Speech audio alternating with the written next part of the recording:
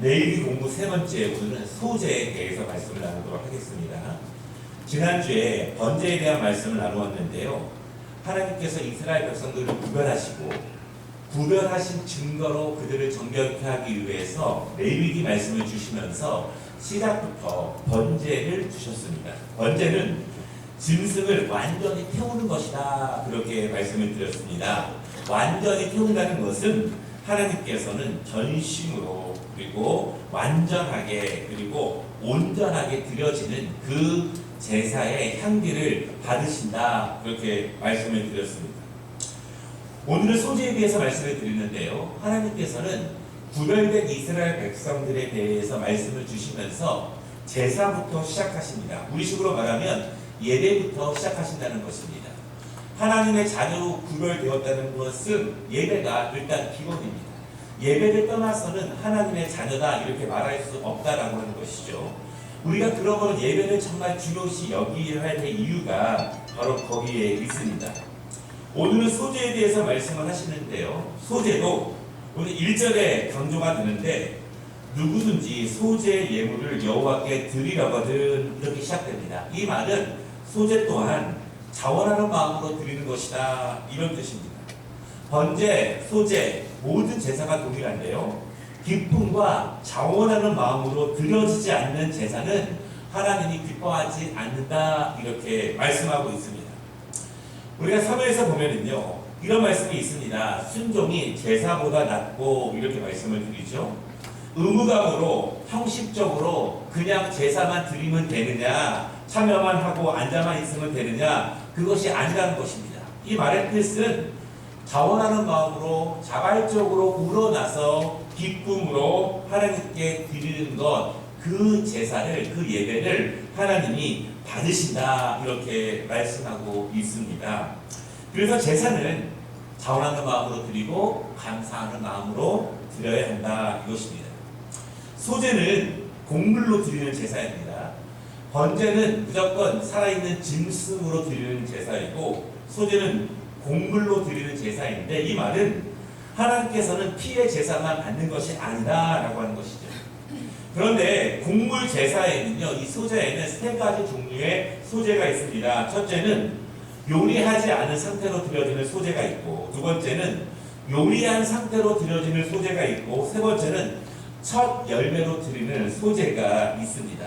그러면 먼저 요리하지 않은 소재의 그 예물, 그리고 그것은 어떻게 드리는 것이냐, 오늘 말씀에 보면은요, 요리하지 않은 곡식을 드리는 것인데, 이것은 곡식을 요리하지 않는 상태로 드린다고 해서 나 이거 그대로 그냥 따다가 그냥 드리면 되느냐, 그것은 아닙니다.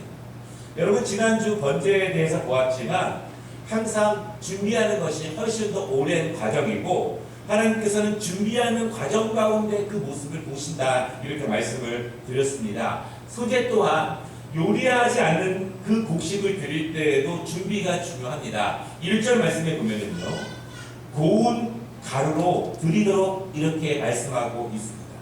이 뜻은 곡식을 갈아서 빻은 가루를 그냥 드리면 되느냐, 이런 뜻은 아닙니다.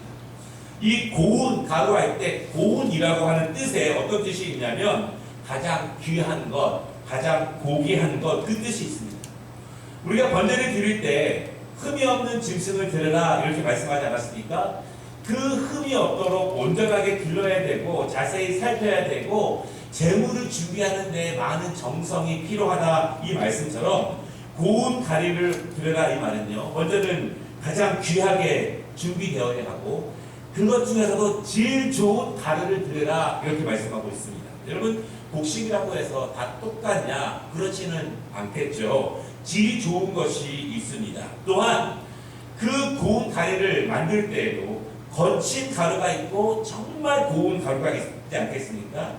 그 고운 가루를 만들기 위해서 빻고 여러 번 고운 채 걸르고 즉 오랜 시간 동안 노동이 필요하고 노력이 필요한 그 고운 가루를 준비해라, 하나님이 그것을 기뻐하신다, 그것이 고운 가루입니다. 창세기 18장 6절에 보면은요, 우리가 지난 엘리야 기도 때 말씀을 나눴는데, 아브라함의 아내의 사라가 이제 여호와 하나님과 천사들이 손님으로 올 때 이제 이 사라가 손님들을 위해서 고운 가루로 정성껏 떡을 만드는데 그때 고운 가루라고 하는 말이 소재에 드릴 때 고운 가루와 같은 말이에요. 사라가 마음을 다해서 정성껏 최상품의 가루를 준비해서 하나님과 나그네를 영접했다. 그때 하나님께서 그 자녀들에게 은혜를 주시는 모습을 우리가 보게 됩니다. 요리하지 않은 날 곡식을 드릴 때에는 고운 가루로 정성껏 준비해서 드리는 그 예물을 하나님이 그 제사를 받으신다 이것입니다. 두 번째는요, 요리한 소재가 있습니다. 곡식을 요리해서 드리는 소재인데 4절부터 7절까지 그 말씀이 나옵니다. 여러분, 그런데 요리를 한다면 요리를 어떻게 할 것인가? 특별히 소재에 대해서는요, 요리하는 도구에 대해서 구분을 하게 됩니다. 기름을 들고 굽게 되는데 도구가 달라요. 하나님은 그 요리하는 향기를 받으신다 그렇게 말씀하시는데 오늘 4절로 7절에 보면은요, 요리하는 그 도구가 먼저는 화덕이 있습니다. 화덕. 그리고 철판이 있고 그리고 냄비가 있습니다. 이것이 굉장히 오래된 이야기이기 때문에 우리가 지금 쓰고 있는 화덕과 냄비 그런 것은 아니겠죠. 조금 더 원시적인 그 시절에 그것이지만 가정의 경제적인 여건에 따라서 그 곡식을 요리하는 도구가 다를 수 있다 이렇게 말씀합니다. 여러분, 그러면 화덕이 있고 철판이 있고 냄비가 있는데 부유한 사람들이 사용하는 것이 무엇이겠습니까? 화덕? 어떻게 하셨어요? 화덕입니다. 부유한 사람들은요, 경제적인 여건이 되는 사람은 화덕에서 이렇게 요리를 할 수 있고, 가난한 사람들은 냄비를 사용해서 요리를 해서 그것을 하나님께 소재로 드립니다. 4절 말씀 보면 화덕에서 드리는 준비하는 제물은 거기에 기름을 섞어서, 여러분 중요한 것은 무교병을 만듭니다. 무교병을 만든다는 데 특징이 있고요. 5절 말씀에 보면은 철판에 붙이는 것은 누룩을 넣지 말고 기름을 섞어서 반죽하고 기름으로 그것을 붙여서 하나님께 소재로 드리게 됩니다. 그리고 7절에 보면은 냄비의 그 제물도 고운 가루에 기름을 섞어서 준비합니다. 재료 요리를 하는 도구는 다르지만 고운 가루라고 하는 그 예물의 준비와 그것은 다 같습니다. 여러분, 그런데요, 소재에 중요한 특징이 한 가지 있습니다. 요리한 소재, 요리하지 않은 소재를 하나님이 받으시는데 여기에는 번제와 다른 중요한 특징이 한 가지가 있습니다. 제사장은요, 이 예배자가 가지고 온 곡식의 일부 고운 가루를 향과 기름을 겉들어서 제단에서 태우게 됩니다. 태우는데 나머지는 제사장의 몫으로 하나님이 주셨다 그렇게 말합니다. 3절과 10절 말씀에 보면 그 말이 나오는데요, 하나님이 그 나머지의 곡식을 제사장들과 그들의 자손에게 주신다 이렇게 말씀하고 있습니다. 번제는 하나도 남김없이 온전히 태워드립니다. 하나님의 백성들로 구별하는 첫 번째 가장 중요한 번제는 모든 것이 하나님께만 올려드리는 완전한 그 예물로 하나님께 올려드립니다. 그런데 소재는 다른 거예요. 소재는 그 일부를 태웁니다. 그리고 그 일부를 태우지만 하나님은 전부를 받으신 것으로 여기십니다. 그리고 그 나머지를 하나님이 제사장들에게 하사하신다 그렇게 말씀하고 있습니다. 하사하는 것이 하나님의 뜻이라는 거예요. 3절 말씀과 10절 말씀에 보면은 이는 여호와의 화제물 중에 지극히 거룩한 것이니라 그렇게 말합니다. 예배자들이 소재를 드립니다. 그리고 그것을 그 거룩한 예물을 일부를 태우고 일부를 제사장들에게 줍니다. 하나님께 올려드린 것만 거룩하고 제사장들에게 하사하신 것은 거룩하지 않은 것이 아니라 하나님이 그 모든 것이 하나님이 받으시는 거룩한 것이다 그렇게 말씀을 하고 있습니다. 여러분, 그런데 이 소재에서 이 부분이 중요한 것이 있어요. 하나님의 제사장들은, 레위인들은 하나님께 올려드린 그 예물을 하나님께서 하사하신다 그 뜻입니다. 하나님의 자녀들이, 하나님의 백성들이, 예배자들이 하나님께 자원하는 마음으로, 감사한 마음으로, 기쁜 마음으로 하나님께 소재의 제사를 올려드립니다. 하나님은 그것을 기쁨으로 받으십니다.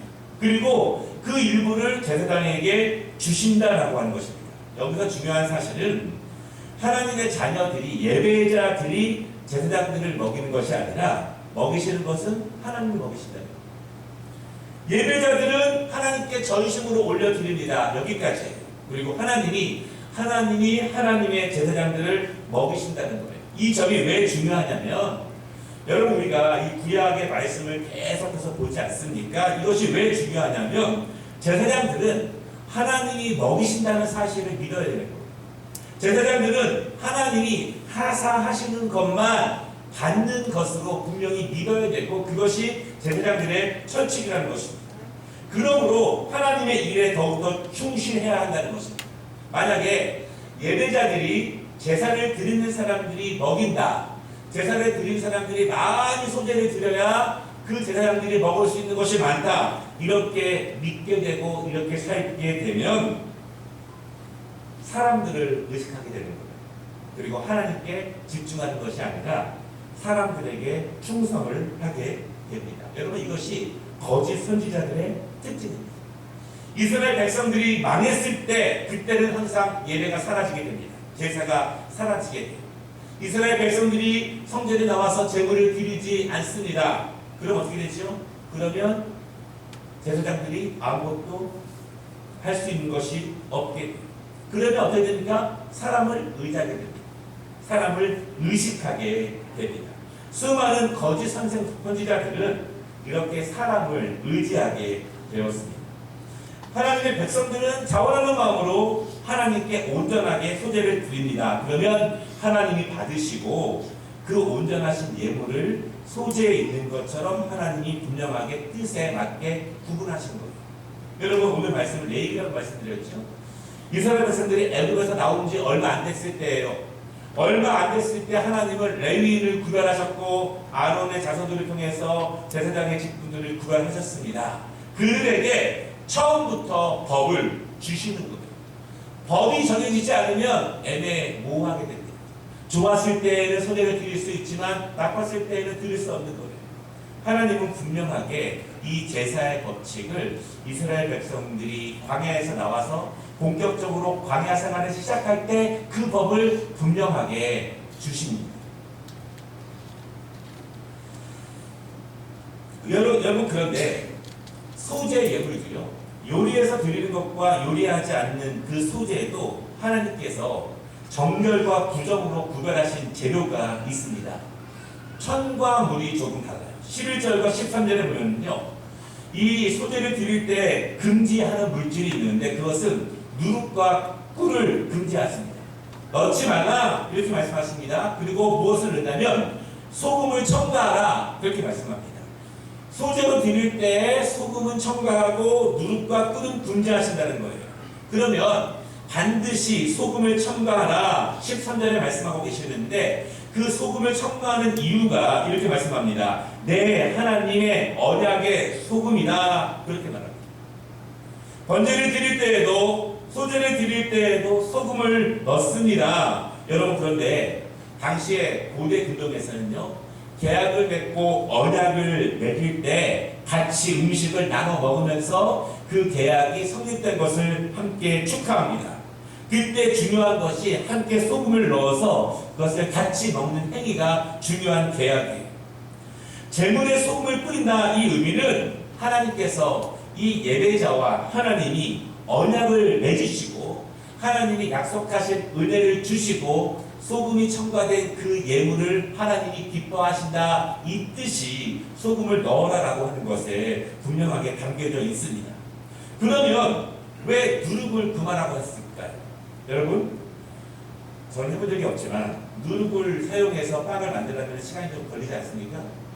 우리가 누룩 없는 빵을 언제 여러분 떠올릴 수 있죠? 이스라엘 백성들이 애굽을 떠날 때 시간이 없잖아요. 당분간 먹을 음식을 준비해 나가야 합니다. 그래서 이스라엘 백성들이 밀가루 반죽만 해가지고 그냥 화덕에다가 붓기만 해가지고 그냥 가지고 나옵니다. 오랜 시간 누룩을 넣어서 부풀려서 숙성해서 이렇게 잘 익은 빵을 준비할 시간이 없습니다. 누룩을 넣었다는 것은 정착을 의미합니다. 오랜 시간 그 자리에 있다는 것을 의미하기 때문에 하나님께서는 이스라엘 백성들이 애굽에서 나올 때 하나님의 은혜로 하나님의 능력으로 긴박하게 나오는 그 모습 가운데 누룩을 제하여 버리게 하셨습니다. 말씀에서 여러분들 구약에서 누룩은 애굽을 상징합니다. 종 노릇하였을 때, 포로되었을 때 그 모습이 바로 누룩으로 상징됩니다. 또한 신앙의 말씀을 보면요, 누룩은 부패의 말씀으로 상징이 됩니다. 그래서 누룩은 금하라 이렇게 말씀하세요. 그리고 꿀은 왜 금할까요? 여러분, 꿀은 예나 지금이나 귀한 것이죠. 귀하기 때문에 꿀이 어디에 사용되었냐면 우상 숭배에 대한 음식을 준비할 때 가장 귀한 꿀이 사용됩니다. 그래서 항상 꿀을 모으게 되면 제일 먼저 가장 고귀한 꿀을 우상에게 바치는 그 음식에 꿀이 들어가는 거예요. 그래서 하나님께서는 분명히 구별하기 위해서 소금을 넣되 꿀과 누룩은 하나님께 올려드리는 예물에는 금하게 그렇게 말씀하십니다. 소재의 마지막 소재는요, 첫 열매의 소재입니다. 14절 말씀을 보면은 주의 백성들이 수확한 모든 곡식이 하나님의 성물이라는 것을 고백하게 합니다. 그리고 그 첫 이삭을 하나님께 드리게 합니다. 여러분, 기독교 전통에 보면은요, 첫 열매, 첫 수입을 하나님께 드리는 전통이 있지만 그것이 바로 오늘 말씀 가운데서 나오게 됩니다. 아마 옛날 시골에서 자라신 분들은 아실 거예요. 농사를 짓니다. 감자 몇 개, 고구마 몇 개, 고추 몇 개, 첫 열매를 하나님께 드리게 됩니다. 그리고 직장에 들어가게 되면 첫 수입을 하나님께 드리는 분들이 있고, 사업하시는 분 중에서는 그날의 첫 수입을 하나님께 드리는 분들이 있습니다. 그렇게 첫 열매, 첫 예물을 하나님께 드린다는 것은 모든 것이 하나님의 것이고 하나님께서 이 은혜를 우리에게 주셨습니다. 그래서 첫 번째 것은 하나님의 은혜로 알고 구별하여 드립니다. 그것이 바로 소재의 귀한 전통입니다. 하나님이 함께 하십니다. 그 고백이 거기에 있습니다. 여러분, 하나님이 함께 하신다는 고백이 없으면 첫 열매를 못 드려요. 그렇죠? 처음 게 작으면 드릴 수 있지만 처음 게 말아보세요. 드리기 어렵습니다. 그렇지만 이 신앙 고백이 분명할 때 첫 열매를 하나님께 드릴 수 있습니다. 결론입니다. 소재는 중요한 의미들이 있죠. 곡식으로 드린다는 것입니다. 번제는 완전히 태워 드리지만 하나님은 소재, 곡식으로 드리는 그 향기를 받으시고 하나님은 그 예물을 통해서 하나님의 제사장들을 먹이신다, 이렇게 구별을 하게 됩니다. 여러분, 이 소재가 또 중요한 의미는 하나님의 백성들이 어떻게 예배를 드려야 하는지, 어떻게 예물을 준비해야 되는지를 하나님이 자세하게 가르치시고 세밀하게 지시하셨다, 이것입니다. 다시 말해서 마음대로 드리면 되지 않는다는 것입니다. 마음대로 드리는 것은 하나님이 기뻐하시는 것이 아니라 하나님이 가르쳐 주신 방법대로 그 소재를 드려야 하나님이 기뻐하시고 그 언약에 은혜와 축복을 주신다는 것이지, 하나님께 드리는 소재에 누룩을 넣는다든가 귀하다고 해서 꿀을 넣는다고 해서 하나님이 기뻐하시는 것이 아니라 하나님이 가르쳐 주신 대로 제사를 드리고 예물을 준비해야 합니다. 우리 모든 아름다운 교회 성도들도 하나님이 기뻐하시고 받으시는 예배자, 그리고 그 은혜가 충만한 한 주 되시기를 주님의 이름으로 축원합니다. 기도하겠습니다.